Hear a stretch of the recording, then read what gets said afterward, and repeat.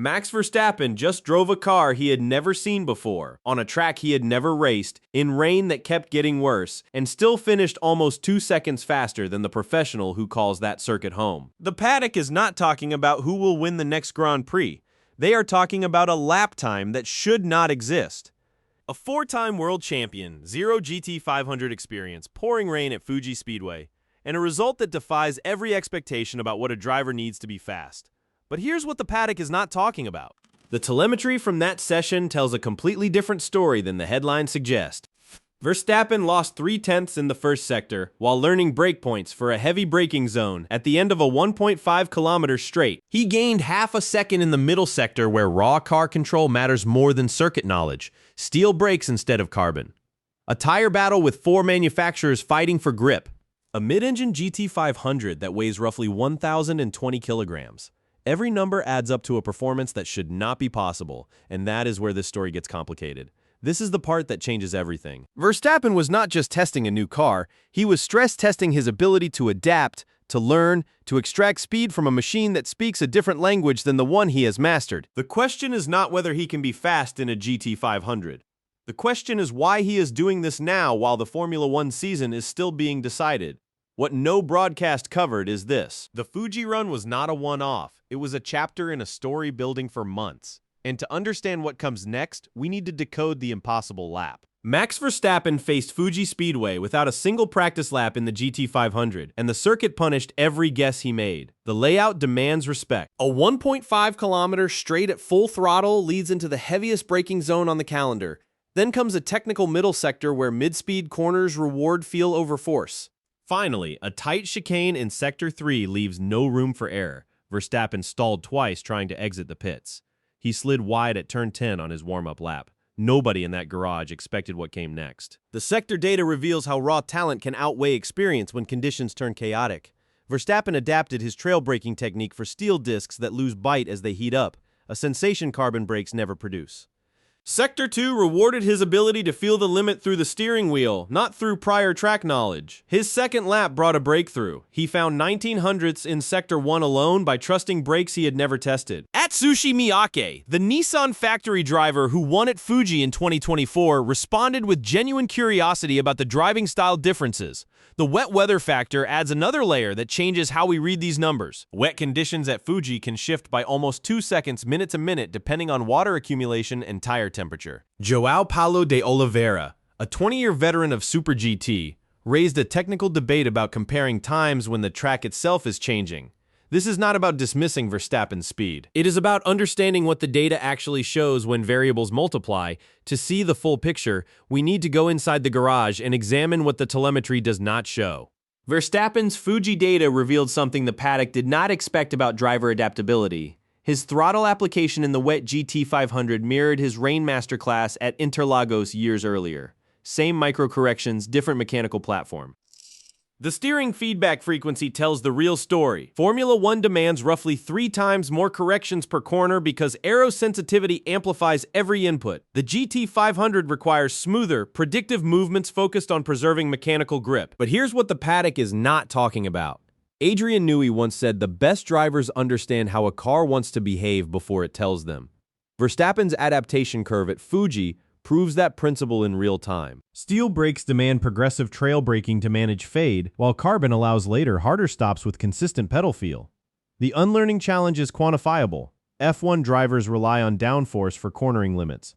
GT500 racing is mechanical grip. Different reference points for limit detection require cognitive rewiring that most drivers never attempt, and that is where this story gets complicated. This is the part that changes everything. The skill transfer we are witnessing is not just about raw speed, it is about meta-adaptability. The ability to learn how to learn a car faster than conventional wisdom allows. If these reflexes translate this efficiently on a 4.5 kilometer sprint, what happens when the track gets longer and the race gets harder? The answer lies on a mountain in Germany where the stakes climb even higher. Max Verstappen arrived at the Nürburgring Nordschleife with 0 prior experience on its 20.8 kilometer layout and qualified nearly 2 seconds ahead of specialists who have spent careers mastering its 170 corners. Professional GT drivers say it takes 3 to 5 years to truly learn this track. Verstappen completed his license program and found competitive pace in a single weekend. The margin he created in qualifying should not exist under GT3 balance of performance rules, which are designed to keep cars within half a second of each other. But here is what the paddock is not talking about. Jules Gounon, a former winner of the Bathurst 12-hour race, shared a principle about the Nordschleife that frames Verstappen's achievement. You do not conquer this track with speed alone. You conquer it with patience, pattern recognition, and respect for the consequences. The race result that followed was later adjusted because the team used 7 tire sets instead of the allowed 6. The speed itself was never in doubt. Every engineer in that garage saw what the stopwatch confirmed. A driver with no Nordschleife race history had found a performance level that defied the regulations designed to equalize the field, and that is where this story gets complicated. This is the part that changes everything. The Nürburgring result was not about one fast lap. It was about surviving endurance racing's ultimate test, where traffic, fatigue, and changing conditions rewrite the script every hour. Verstappen's next challenge would push that adaptability even further. The 24-hour race at the same circuit demands a different kind of mastery. To understand what that revealed, we need to look at the ecosystem shaping these decisions. Red Bull's motorsport division is navigating its most turbulent period in years while Max Verstappen expands his racing portfolio beyond Formula One.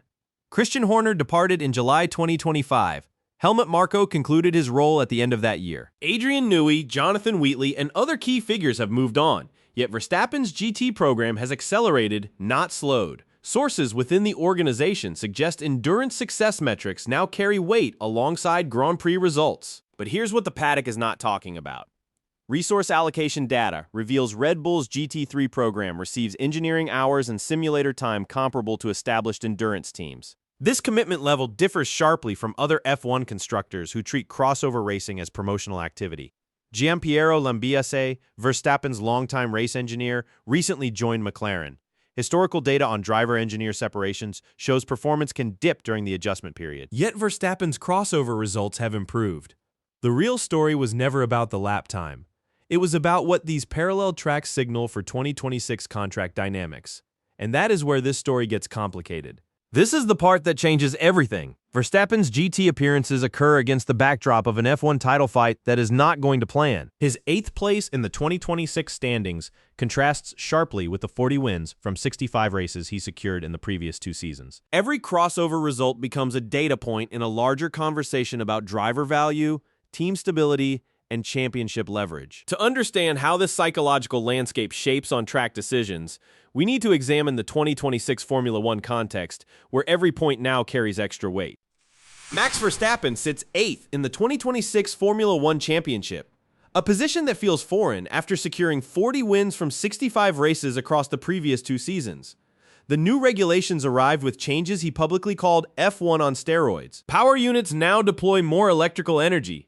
Aerodynamic packages generate less downforce with simplified wings. Cost cap adjustments limit development freedom. Every team is adapting. Red Bull is adapting slower than most. But here's what the paddock is not talking about. Martin Brundle offered an observation about champions facing team transitions that frames this moment perfectly. Champions do not lose their speed. They lose the car that amplified it. How they respond defines their legacy. The performance gap between Verstappen's current car and the frontrunners maps to specific development areas. Aero efficiency and high-speed corners. Tire management over long stints. Power unit deployment strategies under the new electrical limits. These are solvable problems. But solutions take time the championship does not grant. And that is where this story gets complicated. This is the part that changes everything. Verstappen's crossover racing occurs while his Formula One campaign fights for relevance. Every GT appearance happens against the backdrop of a title defense that is not unfolding as planned. The psychological weight of that reality shapes every decision he makes behind the wheel, just as he adapts to GT cars with different feedback loops. His team must adapt to regulations that reward different strengths. The same meta skill drives both challenges. To see where this pattern leads, we need to connect dots across a timeline most viewers have not seen. Max Verstappen compressed a decade of GT progression into 12 months while maintaining a full Formula One schedule. The timeline defies conventional career logic. November 2022 brought a demonstration lap in a Honda NSX GT500. September 2025 delivered a GT4 license at the Nürburgring. March 2026 produced the Fuji time attack. May 2026 marked his 24-hour endurance debut. Professional drivers typically spend 3 to 5 years mastering each discipline level. Verstappen moved through them in weeks, but here's what the paddock is not talking about. Fernando Alonso won Le Mans in 2018 after dedicated preparation and simulator work. Verstappen's crossover journey follows a different blueprint. He learns in real race conditions, under pressure, with minimal testing. The compression factor becomes clear when you map performance metrics at each stage. Qualifying 1.9 seconds ahead of GT3 specialists, finishing nearly 2 seconds faster than a GT500 professional in the wet. These are not promotional stunts. They are validated results against established competitors. And that is where this story gets complicated. This is the part that changes everything. The Fuji run was not an exit strategy, it was a parallel track, expanding what a top driver's portfolio can encompass in modern motorsport. A Le Mans entry, while still racing Formula One, would redefine legacy metrics. Championships across disciplines could become the new pinnacle. The question shifts from whether Verstappen can succeed elsewhere to what his success demands from the next generation of talent. To understand the final implication of this pattern, we need to land the story where it truly matters. Max Verstappen proved something at Fuji that transcends a single lap time. An unfamiliar car, an unfamiliar track, the worst possible weather, and still a result nearly 2 seconds faster than a professional who races that combination every week. Atsushi Miyake responded with respect, not excuses, validating the performance through professional acknowledgement. This is not about one driver being exceptional. It is about what his exceptionality reveals about the future of driver development. But here's what the paddock is not talking about. The skill Verstappen demonstrated is meta-adaptability, the capacity to learn how to learn a machine faster than established pathways allow. Engineers, rivals, and veterans are quietly acknowledging that this level of cognitive flexibility may become the premium differentiator in an era where car performance converges. If one driver can compress a decade of GT progression into 12 months while racing Formula One, what does that demand from the next generation of talent programs? And that is where this story gets complicated. This is the part that changes everything. The 2026 championship battle matters intensely, but so does the larger question of what a champion's career can encompass when content, crossover appeal, and multidiscipline mastery reshape value. Regardless of team allegiance, this is a moment to appreciate human performance at its edge. In a sport obsessed with limits, Max Verstappen isn't just finding them, he is redrawing them, one unfamiliar cockpit at a time.